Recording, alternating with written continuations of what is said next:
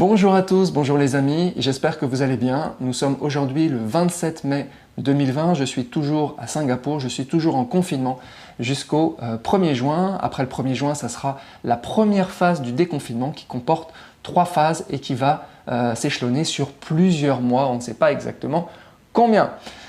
Alors je vous invite à vous abonner à la chaîne, je vous invite à vous abonner à Facebook, à aller voir mon site, tous les liens sont en description.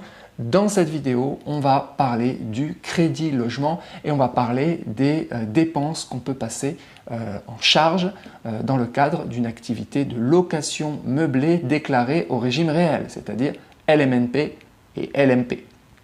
Voilà, alors c'est de très loin le fichier le plus téléchargé sur ma chaîne, sur mon site depuis que j'ai démarré. On parle de centaines de milliers de téléchargements de ce fichier qui fait l'inventaire de toutes les dépenses, de tous les frais qui sont susceptibles de passer en charge et donc voilà, que vous pouvez passer en comptabilité. Donc le lien est en description, n'hésitez pas. On compte aujourd'hui dans ce fichier 70 dépenses qu'on peut passer en charge, donc c'est vraiment énorme. C'est sûr que si vous n'avez jamais regardé ce fichier, c'est sûr que vous avez oublié certaines dépenses que vous auriez pu passer en charge, donc ça peut être intéressant. Ne comptez pas sur votre expert comptable ou votre comptable si vous en avez un pour vous donner toutes ces indications. Voilà, ça lui prendrait trop de temps, il est trop fatigué, trop paresseux. En tout cas, il ne le fera pas. Mais ici sur cette chaîne, on le fait. Alors, j'ai ajouté, pardon du crédit logement. Parce que je reçois très souvent cette question. Marc, peut-on passer le crédit logement en charge? Voilà. Alors je reçois cette question, elle revient très régulièrement. Alors, eh bien, je suis allé poser la question à Crédit Logement, tout simplement. Donc, je suis allé sur le site de créditlogement.fr. Honnêtement, franchement, bon, vous pourriez le faire, hein, parce que moi, je fais la promotion de l'autonomie. Des fois, on me pose des questions, on me dirait, mais pourquoi ils ne sont pas allés chercher sur Google?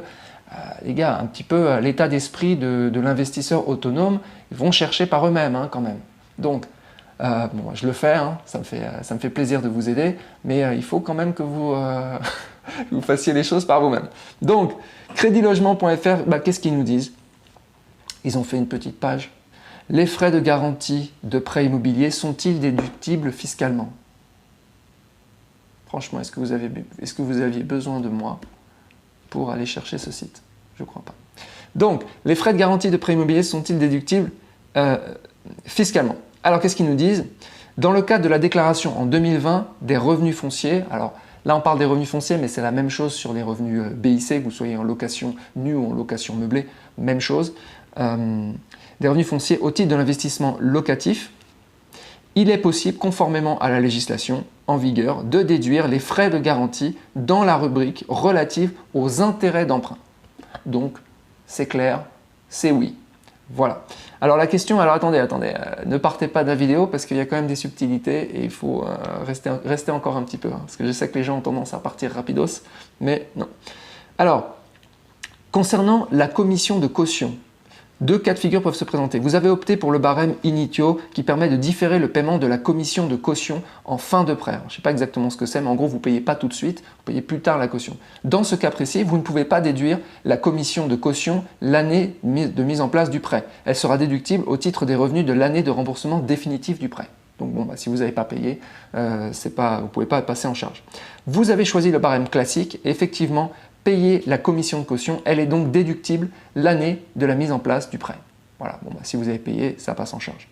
Pour ce qui est du versement au fonds mutuel de garantie, payé à la mise en place du prêt, vous pouvez déduire la totalité du versement dans le fonds mutuel de garantie de mise en place du prêt. Donc vous pouvez déduire la totalité du FMG.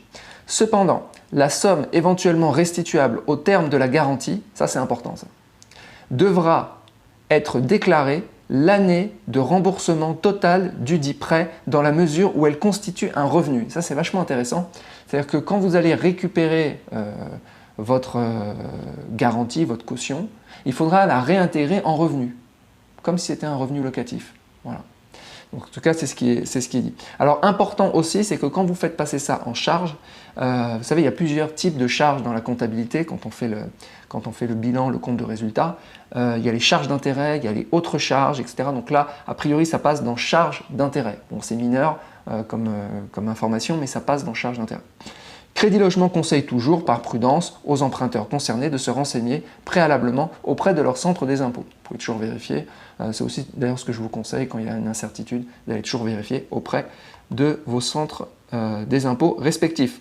Voilà, donc a priori, ça passe en charge. Donc je l'ai ajouté dans le fichier charge que vous pouvez télécharger gratuitement. Le lien, je mettrai en description.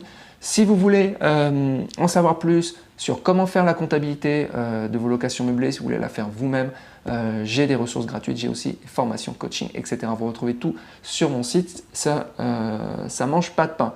Voilà, c'est tout pour aujourd'hui. J'espère que je n'aurai plus de questions sur ce crédit logement, s'il vous plaît.